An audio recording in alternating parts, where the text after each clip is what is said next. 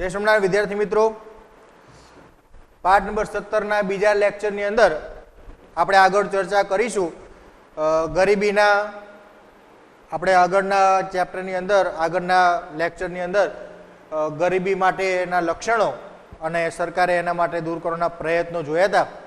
ત્યારબાદ ગરીબી માપન કઈ રીતે કરી શકાય, બે રીતો પણ જોઈ. હવે જોઈએ ગરીબીના પ્રકાર. બે પ્રકારના ગરીબો આપણને અહીંયા જોવા મળે છે. એક છે નિરપેક્ષ ગરીબી અને બીજી છે સાપેક્ષ ગરીબી. ગરીબીના પ્રકારો, ગરીબોના નહીં, બરાબર, ગરીબીના પ્રકાર. બે પ્રકારની ગરીબી આપણા દેશની અંદર જોવા મળે છે.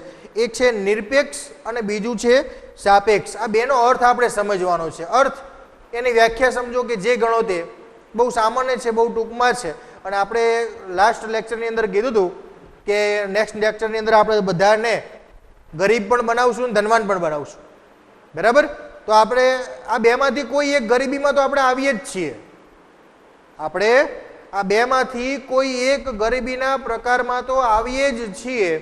એટલે પહેલા બંને પ્રકારને આપણે વ્યવસ્થિત સમજીશું. એમાં પહેલું જે છે એ છે નિરપેક્ષ ગરીબી કોને કહેવાય, બરાબર. ગરીબીના પ્રકાર અંતર્ગત એમાં પહેલું આપણે સમજીએ નિરપેક્ષ ગરીબી.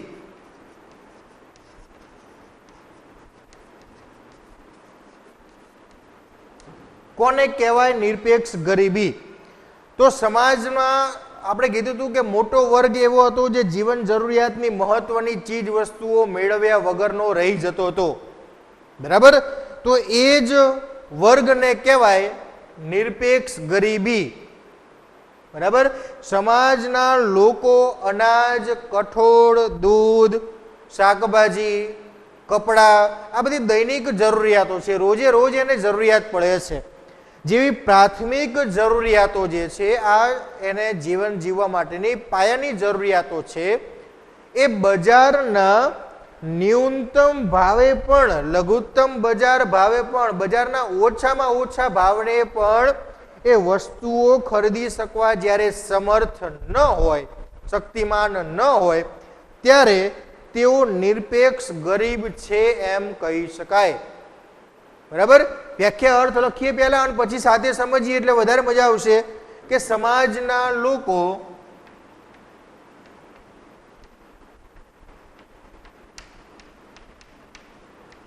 અનાજ, દૂધ, શાકભાજી, કપડાં જેવી પાયાની જરૂરિયાતો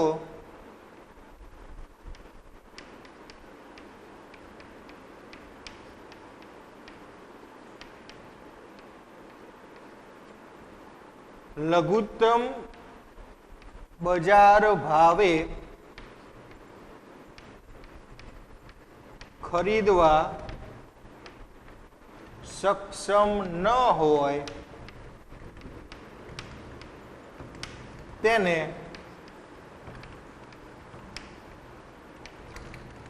નિરપેક્ષ ગરીબ કહેવાય છે. હવે આપણે એના શબ્દોને સમજવા પડશે આનો અર્થ સમજવા માટે કે સમાજના જે લોકો છે એ અનાજ, દૂધ, શાકભાજી, કપડાં જેવી સામાન્ય જરૂરિયાતો કે જેની એને દરરોજ જરૂરિયાત પડે છે, બરાબર, આ પાયાની જરૂરિયાતો છે. એ પાયાની જરૂરિયાતો બજારની અંદર લઘુત્તમ ભાવ, આ શબ્દ યાદ રાખવાનો છે ખાસ. લઘુત્તમ એટલે કે બજારની અંદર આ બધી વસ્તુઓ મોંઘી પણ મળતી હોય અને સસ્તી પણ મળતી હોય. તો લઘુત્તમ એટલે કે ઓછામાં ઓછા ભાવે જે મળી રહ્યું છે, આ જરૂરિયાતો ઓછામાં ઓછા ભાવે જે મળી રહી છે એ ખરીદવા માટે પણ સક્ષમ ન હોય.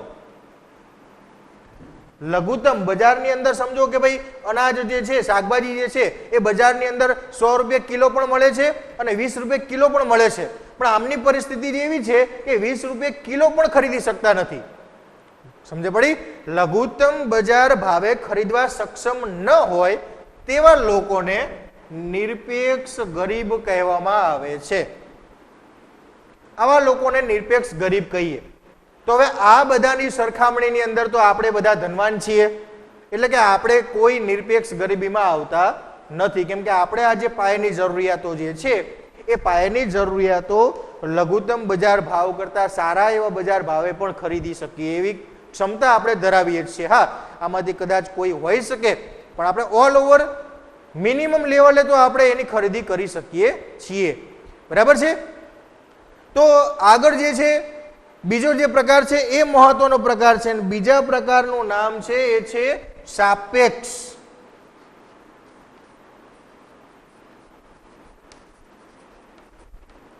સાપેક્ષ ગરીબી. આ પ્રકારને બહુ વ્યવસ્થિત આપણે સમજવાનો છે. સાપેક્ષનો અર્થ શું થાય? સરખામણી. આપણે બધાએ જો એકબીજાની આવકની સરખામણી કરીએ તો આપણે બધાએ કોઈને કોઈ કરતા અમીર પણ છીએ અને બીજા કોઈ કરતા ગરીબ પણ છીએ. બરાબર? આપણે બધાએ સમાજમાં સમજો કે ઘણો મોટો સમાજની અંદર ઘણા બધા લોકો રહે છે, તો કોઈની આવક ઘણી વધારે છે, કોઈની આવક ઘણી ઓછી પણ છે. એ બધા સાથે આપણે સાપેક્ષમાં સરખામણી કરીએ તો આપણે કોઈ કરતા ધનવાન છીએ, અમીર છીએ, અને કોઈ કરતા ગરીબ પણ છીએ. તો આ પ્રકારે જે ગરીબી ઉદ્ભવે છે એને કહેવાય સાપેક્ષ ગરીબી. બરાબર? તો આપણે એનો અર્થ, એની વ્યાખ્યા લખીએ કે સમાજમાં જુદી જુદી આવક ધરાવનારા વર્ગો હોય છે. કોઈની આવક બહુ સારી હોય છે, કોઈની મધ્યમ, કોઈની સાવ ઓછી. બરાબર? તો એક જુદી જુદી આવક ધરાવનાર વર્ગોનો જો કોઈ એક જૂથ લઈ લઈએ, એ અન્ય જૂથ કરતા ઓછી આવક મેળવતો હોય તો તેને આપણે સાપેક્ષ ગરીબ છે એમ કહી શકાય. બરાબર? તો સાપેક્ષ ગરીબ કોને કહેવાય? તો કે સમાજમાં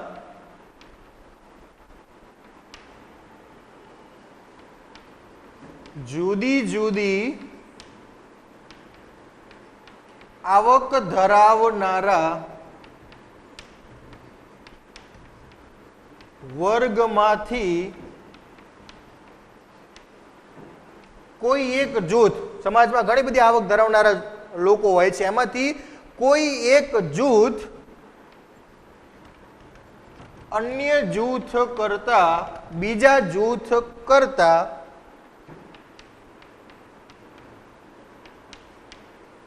ઓછી આવક ધરાવતો હોય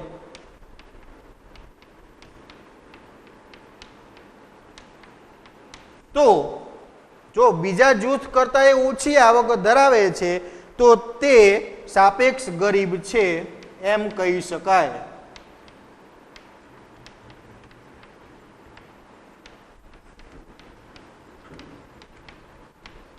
એટલે કે એ બીજાની સરખામણીમાં ગરીબ છે એવું કહી શકાય. તો આ રીતે જોઈએ તો આપણે બધાએ ગરીબ છીએ.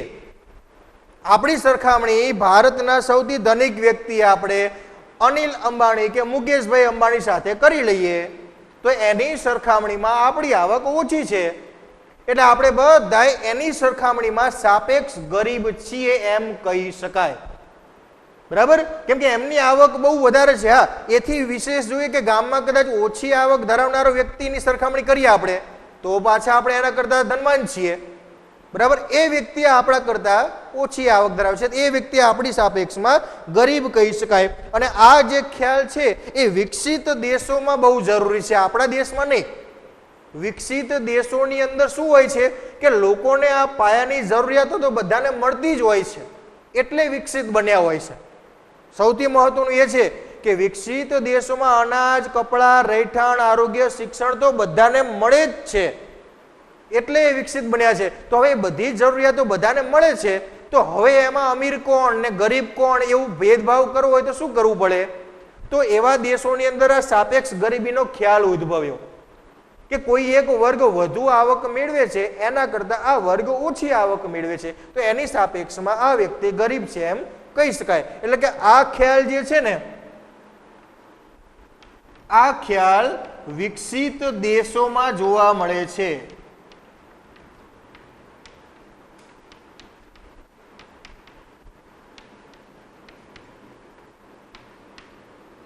જ્યાં જીવન જરૂરિયાતની વસ્તુઓ બધાને મળે છે પણ એ અન્ય જૂથની સરખામણીમાં ઓછી આવક ધરાવે છે, એટલે એવા જૂથને સાપેક્ષ ગરીબ છે એવું કહી શકાય. એક ઉદાહરણ દ્વારા આપણે સમજીએ. બરાબર? આ વસ્તુને આપણે એક ઉદાહરણ દ્વારા સમજીએ કે 3 વ્યક્તિઓ છે, એ, બી અને સી. આ 3 વ્યક્તિઓ છે અલગ અલગ. જો ખાસ સમજો સાપેક્ષમાં ગરીબી કોને કહેવાય એ ખાસ સમજવાનું છે. આ 3 ઉદાહરણ છે જેમાં એની આવક છે એની આવક રૂપિયા 10,000 લખીએ આપણે. એની આવક 10,000 રૂપિયા છે. બી ની આવક લખીએ તો એની આવક છે રૂપિયા 20,000. બી ની આવક, બી નામના વ્યક્તિની આવક એ દર મહિને 20,000 રૂપિયા કમાય છે. અને સી નામનો જે વ્યક્તિ છે એ દર મહિને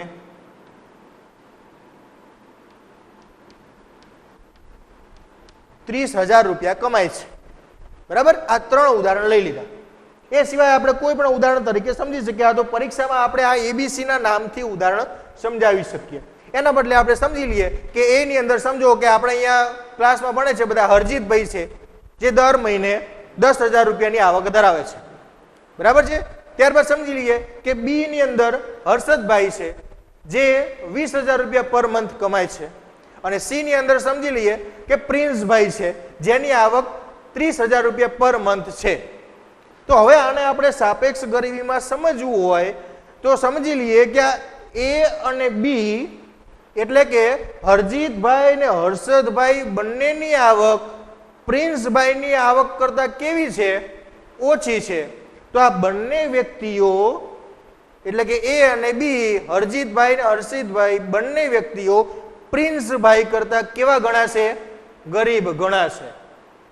બરાબર? આ બંને વ્યક્તિઓ આ સી ની આવક કરતા ઓછી ધરાવતી એ ગરીબ ગણાશે.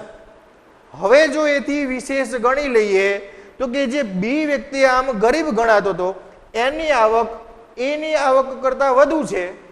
તો આ બંનેની સરખામણી કરીએ તો બી વ્યક્તિ અમીર ગણાય, ધનવાન ગણાય. એટલે કે એકબીજાની આવકની સરખામણી કરતા વધુ આવક ધરાવનારા જૂથની સાથે સરખામણી કરતા આપણે ઓછી આવક ધરાવીએ છીએ તો આપણે સાપેક્ષ ગરીબ છીએ એમ કહી શકાય. બરાબર? સૌથી મહત્વનું અહીંયા એ જ ધ્યાન આપવાનું છે કે એ વ્યક્તિ છે એ બી ની સરખામણીમાં ગરીબ છે, બી વ્યક્તિ એ સી ની સરખામણીમાં ગરીબ છે. અને એ અને બી બંનેની જો વાત કરીએ તો બંને સી કરતા ઓછી આવક મેળવે છે. તો બંને એ સી કરતા ઓછી આવક ધરાવતા હોવાથી એની સરખામણીમાં એ લોકો ગરીબ કહી શકાય. તો આમ આ ખ્યાલ જે છે ને વધુ આવકનો ખ્યાલ એ વિકસિત દેશોમાં જ જોવા મળે છે. કેમ કે ત્યાં દરેક વ્યક્તિઓ પાસે પાયાની જરૂરિયાતો તો છે જ, જ્યાં એમને ખોરાક, પોશાક, રહેઠાણ, શિક્ષણ, આરોગ્ય, પરિવહન, વીજળી આ બધું તો મળી જ રહે છે. તો હવે ત્યાં ગરીબ કઈ રીતે ઓળખવા? આ બહુ મોટો પ્રશ્ન છે. આપણા દેશમાં તો કદાચ બહુ સરળતાથી મળી રહે કે જેને 2 ટાઈમ ખાવાનું મળતું નથી, લક્ષણો આપણે આગળ જોયા બધાય. બરાબર? જે સતત બીમાર રહેતા હોય, બાળકોને મજૂરી કરવી પડતી હોય. વિકસિત દેશોમાં તો એવું છે જ નહીં, એટલે તો એ વિકસિત બન્યા છે કે જ્યાં દરેકને આવક તો મળી રહે છે. તો ત્યાં આ સાપેક્ષ ગરીબીના આધારે અન્ય વર્ગ કરતા આ વર્ગ ગરીબ છે એવું સાબિત કરવામાં આવે છે. તો આમ ગરીબીના 2 પ્રકાર થઈ શકે, નિરપેક્ષ ગરીબી અને સાપેક્ષ ગરીબી. આ નિરપેક્ષ ગરીબી જે છે એ ભારત જેવા વિકાસશીલ અને અલ્પ વિકસિત દેશોમાં જોવા મળે છે, જ્યારે આ સાપેક્ષ ગરીબીનો સિદ્ધાંત જે છે એ વિકસિત દેશોમાં વધુ જોવા મળે છે. ચાલો નેક્સ્ટ પોઈન્ટ બહુ જ અગત્યનો અને મહત્વનો પોઈન્ટ છે ને થોડો ડિફિકલ્ટ પણ, કેમ કે આમાં આંકડાકીય માહિતી વધુ છે. બરાબર છે? તો થોડું ધ્યાન દઈને આપણે અહીંયા સમજશું. આપણે અહીંયા આંકડાકીય માહિતીનું વિશ્લેષણ પણ કરતા જઈશું, સાથે સાથે થિયરી પણ જોતા જઈશું, એટલે બહુ સરળતાથી આપણે એને સમજી શકીએ. પોઈન્ટ છે ભારતમાં ગરીબી.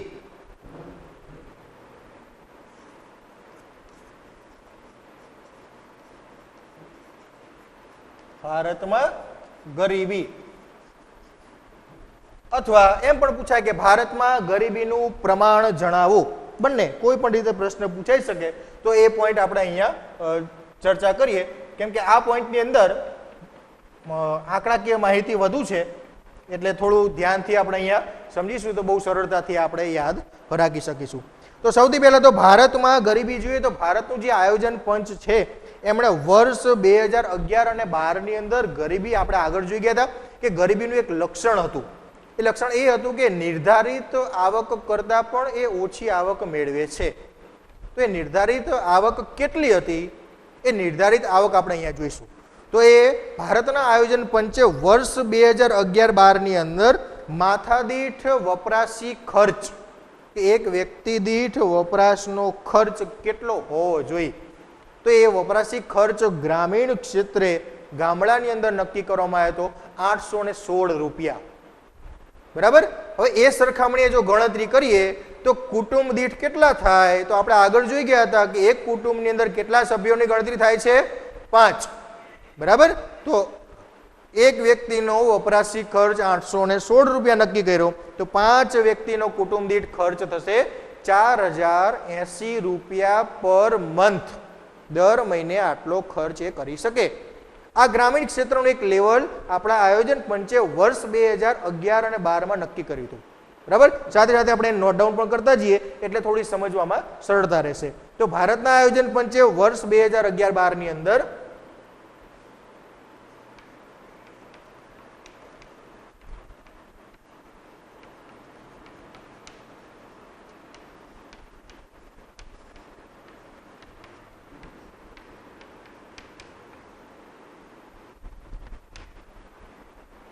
વર્ષ 2011 અને 12ની અંદર નક્કી કરેલું પ્રમાણ શું, તો કે ગ્રામીણ ક્ષેત્રે એ આપણે જોઈએ બંને રીતે.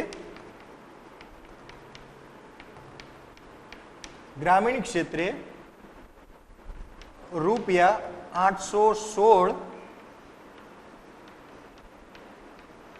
વ્યક્તિ દીઠ, એક વ્યક્તિ દીઠ ખર્ચ રૂપિયા 816 કરી શકવો જોઈએ.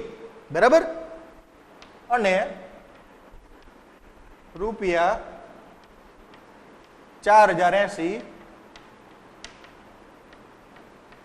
કુટુંબ દીઠ, એક કુટુંબ એની આવક 4080 રૂપિયા મિનિમમ આટલો ખર્ચ કરે, એટલે કે ખર્ચ ત્યારે કરી શકે જ્યારે એટલે એની આવક હોય. મિનિમમ એની આવક આટલી હોવી જોઈએ. એક કુટુંબ એટલે 5 સભ્યો.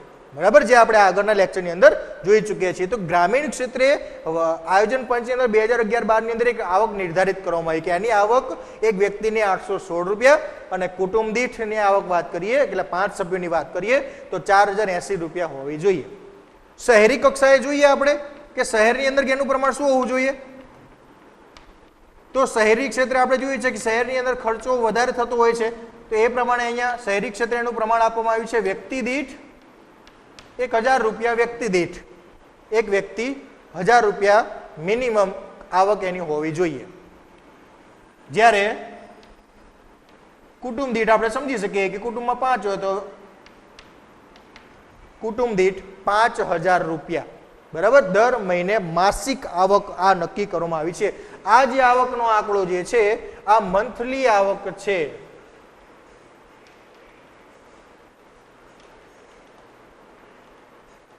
માસિક આવક જે ભારતના આયોજન પંચે નક્કી કરેલી છે. તો બહુ મહત્વનું છે. જો ભારતના આયોજન પંચે ક્યારે નક્કી કર્યું હતું, વર્ષ 2011 અને 12ની અંદર એને આવક નક્કી કરી કે ગ્રામીણ ક્ષેત્રે જે લોકો છે એની આવક જે છે, ખાસ આંકડાકીય માહિતી આપણે યાદ રાખવાની છે, વ્યક્તિ દીઠ 816 રૂપિયા પર મંથ અને કુટુંબ દીઠ 4080 રૂપિયા પર મંથ એની આવક હોવી જોઈએ. જો શહેરમાં રહેતો હોય તો શહેરના ખર્ચને ધ્યાનમાં રાખીને આંકડો થોડો વધારે હતો, એ હતો 1000 રૂપિયા અને કુટુંબ દીઠ હતું 5000 રૂપિયાની મંથલી આવક આટલી હોવી જોઈએ. મિનિમમ લેવલ સરકારે આ નક્કી કરેલું છે કે મિનિમમ એને આટલી સંખ્યા, આટલી આવક તો નિર્ધારિત અપેક્ષિત આવક છે કે દરેક વ્યક્તિને ઓછામાં ઓછા આટલા રૂપિયા તો મળવા જ જોઈએ. આટલી આવકથી ઓછી આવક હોય તો એને આપણે ગરીબ કહી શકીએ. આવું એક પ્રમાણ ભારત સરકારે વર્ષ 2011 અને 12ની અંદર નક્કી કરેલું છે. બરાબર છે. તો આપણે એ નક્કી કરેલા પ્રમાણને ધ્યાનમાં લઈ અને ભારતની અંદર ગરીબીના પ્રમાણના આંકડાકીય માહિતીનું વિશ્લેષણ જો કરીએ આપણે અહીંયા જોઈએ તો આ આધારે આ જે નવો માપદંડ નક્કી કર્યો એ આધારે ભારતની અંદર વર્ષ 2011-12ની અંદર સંખ્યા કેટલી હતી ગરીબોની, તો એનું આંકડાકીય માહિતી આપણે જોઈએ. વર્ષ 2011-12માં ગરીબીનું પ્રમાણ જે છે આપણું ભારતની અંદર એ શું હતું, વર્ષ 2011-12ની અંદર ગરીબીનું પ્રમાણ કેટલું હતું, તો સંખ્યા જો વાત કરીએ તો ગરીબોની જે સંખ્યા જે છે એ વર્ષ 2011-12 ની અંદર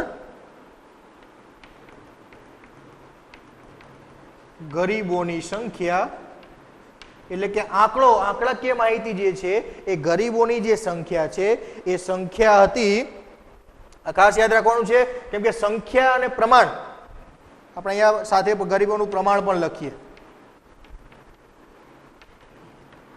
અને એ બંનેમાં આડું ના થઈ જાય એ ખાસ ધ્યાન રાખવાનું, કેમ કે સંખ્યા છે આંકડાકીય માહિતી આવે, અંક આવે કે કેટલા લોકો છે તે આવે, અને પ્રમાણ જે છે ટકાવારીમાં આવે કે આટલી વસ્તીના આટલા ટકા હતા, બરાબર. એટલે એ બંનેમાં થોડુંક મૂંઝવણ ભરેલું છે, પણ બંને આડું આંકડાકીય માહિતી ન થઈ જાય આપણે યાદ રાખશું. તો વર્ષ 2011-12 ગરીબીનું પ્રમાણ એ વખતની કુલ સંખ્યા કેટલી હતી આપણા ગરીબોની, તો એ વખતે ગરીબોની સંખ્યા થોડી ઘટી હતી અને 27 કરોડ થઈ હતી. 27 કરોડ. અહીંયા આપણે રાઉન્ડ ફિગર આંકડો આપેલો છે, વાસ્તવમાં 26.93 કરોડ હતી, જે આપણે નીચે હમણાં જોઈશું. 27 કરોડની હતી, બરાબર, 2011-12 ની અંદર. પ્રમાણ જોઈએ, ટકા કેટલા હતા, કુલ વસ્તીના કેટલા ટકા ગરીબો હતા, તો કુલ વસ્તીના 21.9% લોકો ગરીબ હતા. 21.9%. આ એનું પ્રમાણ છે કે વર્ષ 2011-12 ની જે વસ્તીના પ્રમાણના 21.9% લોકો ગરીબ હતા. તો એના આંકડાકીય માહિતીનું સંખ્યામાં રૂપાંતર કરીએ તો 21.9% કેટલા થાય, તો કે 27 કરોડ લોકો વર્ષ 2011 અને 12 ની અંદર ભારતમાં ગરીબ લોકો હતા. જે પ્રમાણ વર્ષ 2011-12 નું કીધું છે, બરાબર છે, એ જ પ્રમાણ વર્ષ 2011-12 થી બાદ કરી આ જે પ્રમાણ જે છે એ 11 અને 12 નું છે.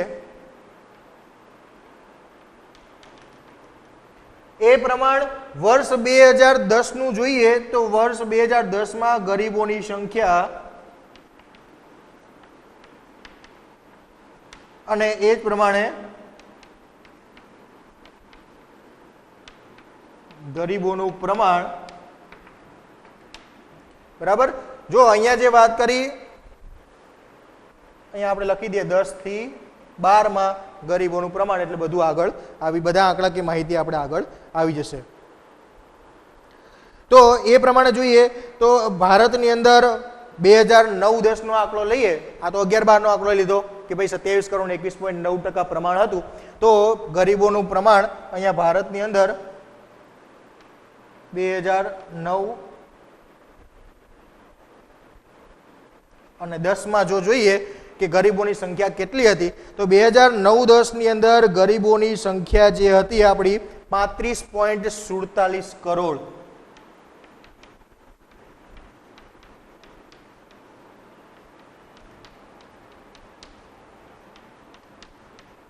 આપણા ગરીબ હતા, બરાબર. જે કુલ વસ્તીના કેટલા ટકા હતું, તો 29.8% હતું.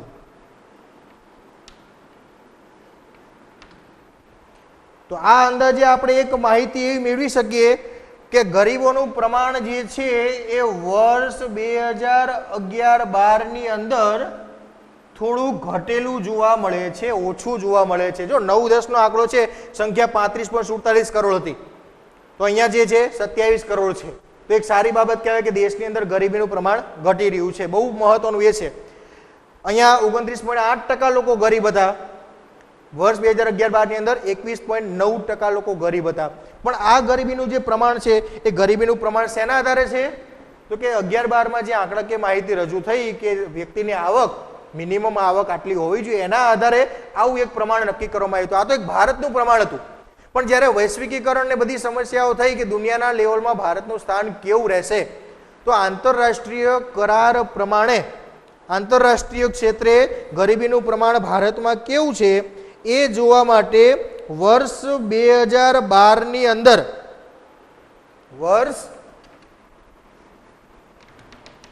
આંતરરાષ્ટ્રીય ધોરણે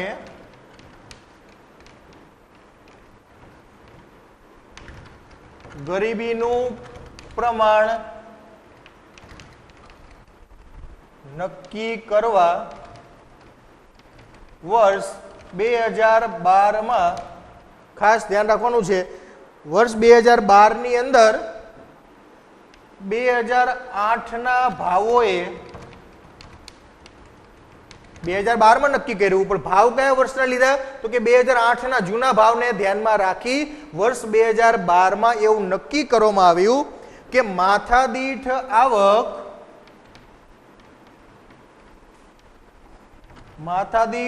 આવક એક વ્યક્તિની માથાદીઠ આવક, જે અહીંયા મહિને આપણે 816 રૂપિયાની વાત કરી હતી અને શહેરની અંદર 1000 રૂપિયાની વાત કરી હતી, ભારતની અંદર એ આંતરરાષ્ટ્રીય લેવલે શું હોવું જોઈએ તો માથાદીઠ આવક 1 પોઈન્ટ યુએસ ડોલરની અંદર, જો ખાસ યાદ રાખવાનું, આંતરરાષ્ટ્રીય માથાદીઠ આવક શેમાં નક્કી કરવામાં આવે છે તો એ છે યુએસ ડોલર. તો માથાદીઠ દૈનિક એક વ્યક્તિની માથાદીઠ દૈનિક આવક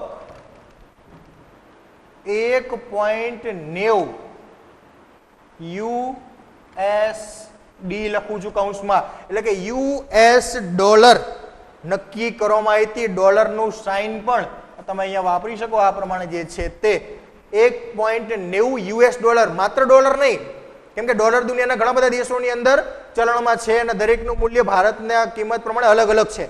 આંતરરાષ્ટ્રીય બજારમાં મૂલ્ય બધા યુએસ ડોલરની અંદર માપવામાં આવે છે.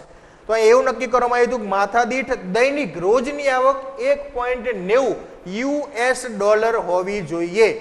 વર્તમાન સમયની અંદર કિંમત જોઈએ તો $1 બરાબર 75 રૂપિયા છે.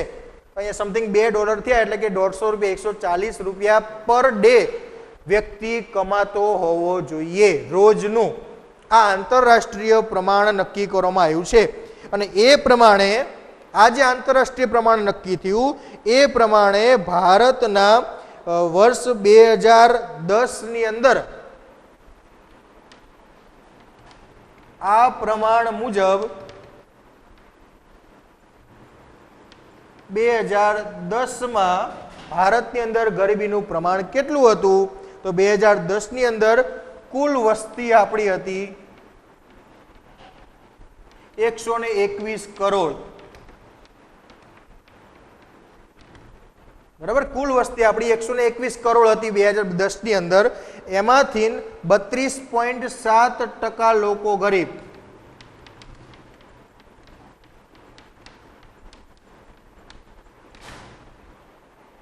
પ્રમાણ આવ્યું 32.7% લોકો ગરીબ હતા. કેટલા આંકડા કે સંખ્યા કેટલી હતી તો સંખ્યા હતી 45.6 કરોડ.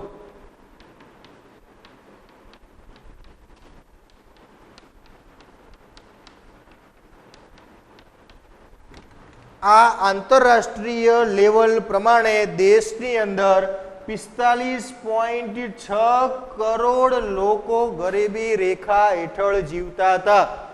આંતરરાષ્ટ્રીય પ્રમાણ શું નક્કી કરવામાં આવ્યું હતું તો કે દૈનિક એની આવક કેટલી નક્કી કરવામાં આવી હતી કે 1.90 યુએસ ડોલર દૈનિક રોજની.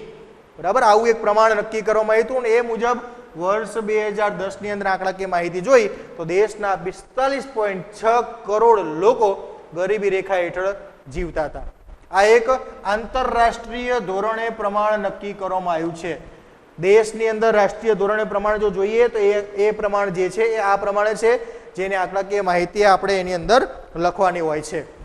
એ જ પ્રમાણે ભારતની અંદર UNDP 2015 નો રિપોર્ટ, ગરીબીનું પ્રમાણ જોઈએ UNDP વર્ષ 2015 ના રિપોર્ટ મુજબ UNDP United Nations Development Programme, બરાબર, એ નામની સંસ્થા ભારતીય સંસ્થા છે અને વર્ષ 2015 ની અંદર એક રિપોર્ટ જાહેર કર્યો.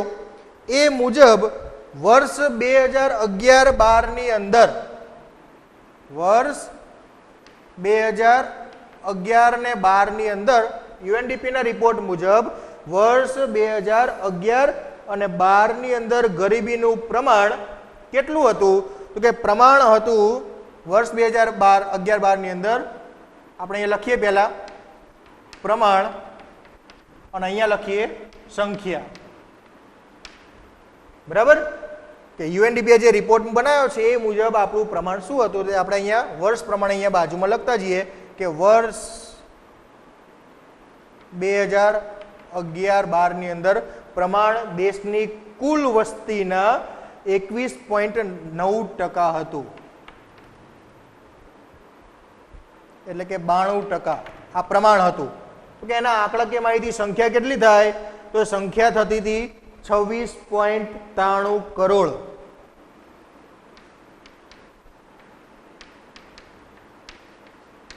આટલા લોકો વર્ષ 2011-12 પ્રમાણે આપણી સંસ્થા યુએનડીપીએ જે રિપોર્ટ તૈયાર કર્યો એ પ્રમાણે ગરીબ હતા. બરાબર છે? એમાંથી ગ્રામીણ ક્ષેત્રે આટલા લોકો ગરીબ હતા, એમાંથી ગ્રામીણ ક્ષેત્રે એટલે કે ગામડામાં કેટલા હતા? ગ્રામીણ ક્ષેત્રે કુલ વસ્તીના ગ્રામીણ ક્ષેત્રની અંદર ગામડાની અંદર જોવા જઈએ તો 25.7% લોકો ગામડામાં હતા, એટલે કે 21.65 કરોડ. આટલા લોકો જો 26.93 કરોડમાંથી 21.65 કરોડ લોકો તો ગામડાની અંદર ગરીબ હતા. બરાબર? શહેરમાં કેટલા હતા? શહેરી ક્ષેત્રની અંદર તો શહેરી ક્ષેત્રની અંદર કુલ વસ્તીના માત્ર ને માત્ર 13.7%, જે કુલ સંખ્યાના કેટલા થાય? તો માત્ર 5.28 કરોડ. 5.28 કરોડ લોકો શહેરના ક્ષેત્રની અંદર. બરાબર? આ કોષ્ટકને આપણે ખાસ સમજવાનું છે.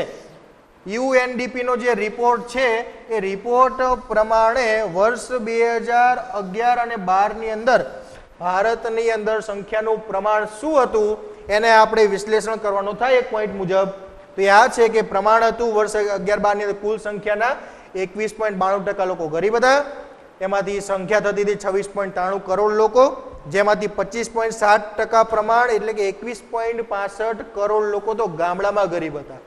એટલે કે ગામડામાં ગરીબીનું પ્રમાણ વધુ જોવા મળ્યું. જ્યારે શહેરી ક્ષેત્રની અંદર માત્ર 13.7% કુલ વસ્તીના, જે 5.28 કરોડ લોકો શહેરની અંદર ગરીબ જોવા મળે. એટલે કે શહેરની અંદર રોજગારીનું પ્રમાણ સારું હોવાથી ત્યાં ગરીબોની સંખ્યા ઓછી જોવા મળી હતી. તો આમ વર્ષ 2011-12 નો જે રિપોર્ટ યુએનડીપીએ તૈયાર કર્યો એ આ પ્રમાણે હજો એ રીતે જોઈએ તો દેશની અંદર સૌથી વધારે ગરીબી ધરાવનારું રાજ્ય, દેશનું સૌથી વધુ ગરીબી ધરાવતું રાજ્ય છત્તીસગઢ હતું. છત્તીસગઢ કેટલું હતું એ ગરીબીનું પ્રમાણ? તો ત્યાં ગરીબીનું પ્રમાણ હતું 36.93%. રાજ્યની કુલ વસ્તીના 36.93% લોકો ગરીબ હતા. બરાબર? સૌથી ઓછું પ્રમાણ આ યુએનડીપી ના રિપોર્ટ મુજબ છે. સૌથી ઓછું પ્રમાણ ગરીબીનું ક્યાં હતું? તો કે ગોવા. સૌથી ઓછી ગરીબી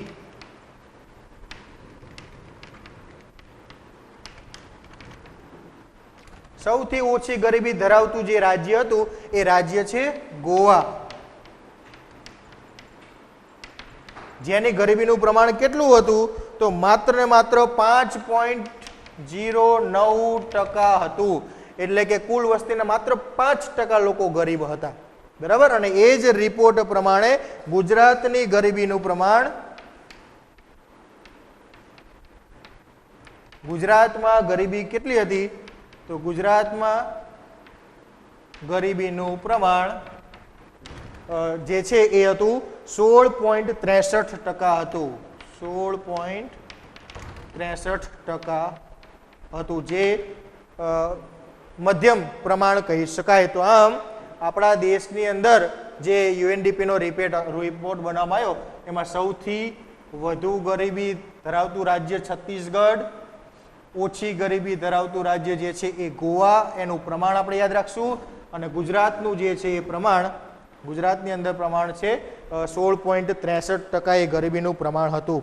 દેશની અંદર સારી એવી બધી જ વ્યવસ્થાઓ હોવા છતાં પણ ભારત દેશ ગરીબ છે, અને એટલે જ કદાચ ધનિક ભારતમાં ગરીબો વસે છે. બરાબર? જેની ચર્ચા આપણે આવતા નેક્સ્ટ પિરિયડની અંદર કરશું. અહીંયા ખાસ આ પ્રમાણ જે છે એ આપણે વ્યવસ્થિત એની આંકડાકીય માહિતીનું વિશ્લેષણ યાદ રાખવાનું છે. તો આપણે અહીંયા આ પીરિયડને રાખીશું.